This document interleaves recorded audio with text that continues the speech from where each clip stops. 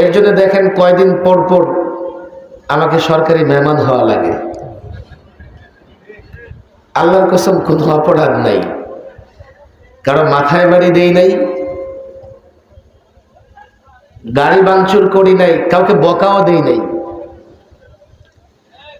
আমার শত শত বক্তৃতা আছে ইউটিউবে, আপনারা দেখতে পারেন। আমি সবচাইতে নিরীহ মার্কা কথাবার্তা বলি। এই যে হ্যান্ডবিলটা কোথায়, যুবকদের স্লোগানটা দেখছেন তো, উপরে কি লেখা আছে? অপসংস্কৃতির বিরুদ্ধে। কার বিরুদ্ধে? আমিও অপসংস্কৃতির বিরুদ্ধে কথা বলি। এই অপরাধে কমপক্ষে আমাকে 6 দিন রিমান্ড খাটতে হয়েছে।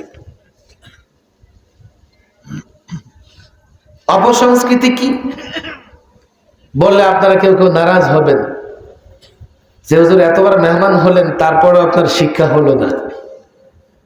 আবার বুঝি মেহমান হতে মনে চায় না? মনে চায় না, তবে খুব মেহমান হলে খুব ভালো লাগে, কষ্ট হয়, মনেও চায় না। সেখানে ভালো লাগার মতো কিছু বিষয় আছে,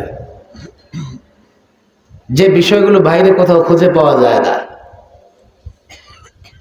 একটা হলো সবকিছু ফ্রি, একেবারে সরিষার তেল থেকে শুরু করে লাইফ বয় সাবান পর্যন্ত।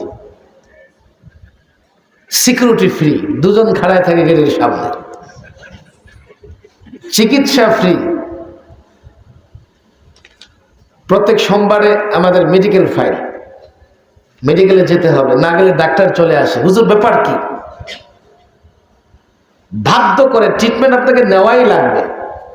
আর এখন দেখেন বাইরে অসুস্থ, কেউ বলেও না যে হুজুর একটু আসেন না ট্রিটমেন্ট করে দেই। ডাক্তার চলে আসে, সমস্যা কি? বলে যে শরীরটা খারাপ লাগতেছে এই জন্য যাব না।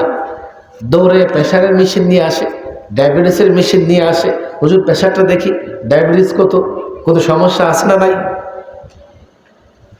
এমন সেবা তো বাইরে কেউ করে না।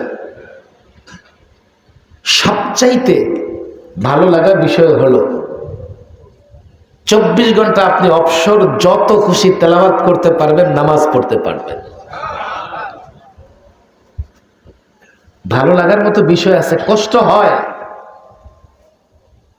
এই মুক্ত জীবনে দেখেন প্রায় তো 6-7 মাস হয়ে গেছে বের হয়ে আসছে। এই মুক্ত জীবনে পুরো মাসেও আমি কোরআন খতম করতে পারতেছি না। আর সেখানে সকালে শুরু করেছি, দেখেছি পরদিনই কোরআন খতম হয়ে গেছে। কোন রকমের 4 রাকাত 6 রাকাত 8 রাকাত তাহাজ্জুদ নামাজ পড়া যায়। আর বন্দি জীবনে রাত 1টা-1:30টার সময় ঘুম ভেঙে যেত।